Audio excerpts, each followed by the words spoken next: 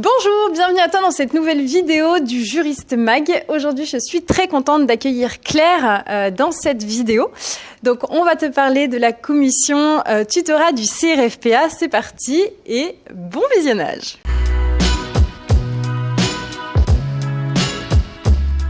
Salut Claire, est-ce que tu peux te présenter? Bonjour, donc je m'appelle Claire, je suis élève avocate actuellement en 2e année, en option pénale, et donc j'ai créé la commission tutorat l'année dernière. Super, et tu es élève avocate sur Lyon du coup? Oui, sur Lyon, à l'EDARA.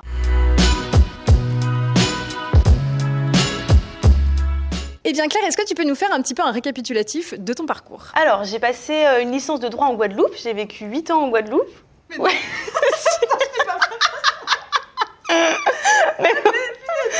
Super, Ouais, voilà, donc j'ai fait toute ma licence en Guadeloupe, licence de droit privé. Et après, j'ai postulé du coup pour le master pénologie à Lyon 3 et j'ai fait master 1, master 2 à Lyon 3. Et j'ai passé le CRFPA en 2021. Super. Première tentative et j'ai eu du premier coup. Et tu l'as eu du premier coup. Bah, félicitations. Voilà. Merci. Un parcours assez atypique, si on peut dire ça comme ça, mais inspirant.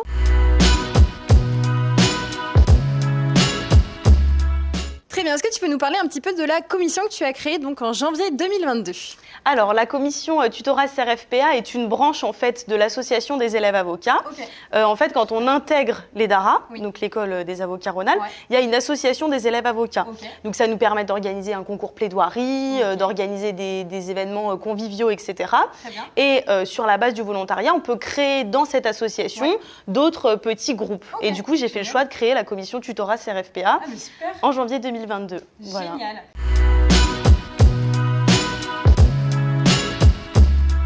Et du coup, quelle est la philosophie? Quelles sont les actions que vous mettez en place avec la commission? La philosophie, c'est que quand je suis rentrée à l'école des avocats, j'ai été un peu traumatisée par ma préparation au CRFPA. Okay. Pour ceux qui sont passés par là ou ceux qui passeront par là, c'est difficile. Voilà, beaucoup d'angoisse, beaucoup de stress. On se sent souvent tout seul. Et puis, pour avoir des conseils, il faut payer. Bien sûr. Et du coup, on est souvent seul. Et du coup, on a fait le choix. Donc, j'ai créé la commission. Et après, d'autres élèves avocats m'ont intégré. Voilà, on rejoint. Et voilà, les maîtres mots, c'est confraternité, union et puis égalité. Voilà.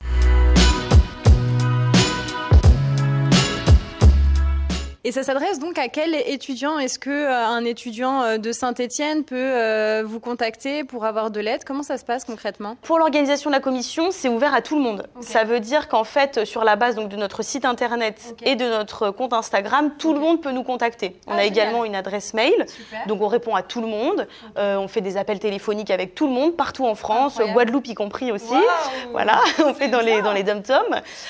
Donc c'est ouvert à tout le monde. Par contre, le tutorat qu'on met en place, qui est un projet plus spécifique, lui est réservé aux IEJ du ressort de l'EDARA. Okay, et donc l'école des avocats Rhône-Alpes, elle fait Lyon, Chambéry, Saint-Étienne et Grenoble. Donc un étudiant par exemple de Paris, il peut avoir accès à vos supports de pédagogie. Comment ça se passe? Il va où? Ouais, l'étudiant de Paris, il peut avoir accès sur notre site internet qu'on a créé là début d'année 2023. Il peut avoir accès donc à un fascicule de cours qu'on a créé gratuitement également. Il peut avoir accès à tous les autres supports qu'on a mis. Donc on a fait des retours d'expérience grands oraux, etc. Et puis on a mis également à disposition tous les fascicules de méthodologie des IEJ. Tu sais, avec les consignes, dans tel IEJ il y a ça, dans tel IEJ il y a ça. Et tout ça c'est gratuit et c'est pour les étudiantes partout.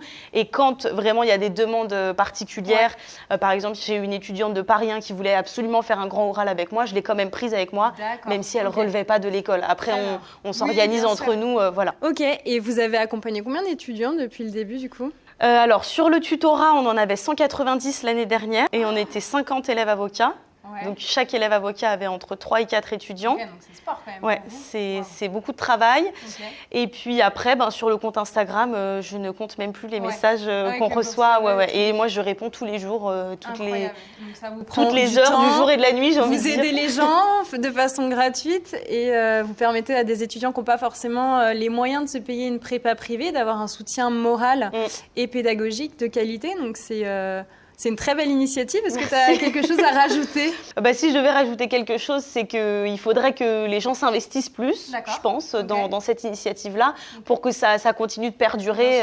Les étudiants ou peut-être plus Les étudiants qui arrivent après nous. Voilà, là, on a déjà fait la passation, tu sais, avec les nouveaux élèves avocats. Après, moi, je vais partir. Enfin, je vais devenir avocate, j'espère un jour.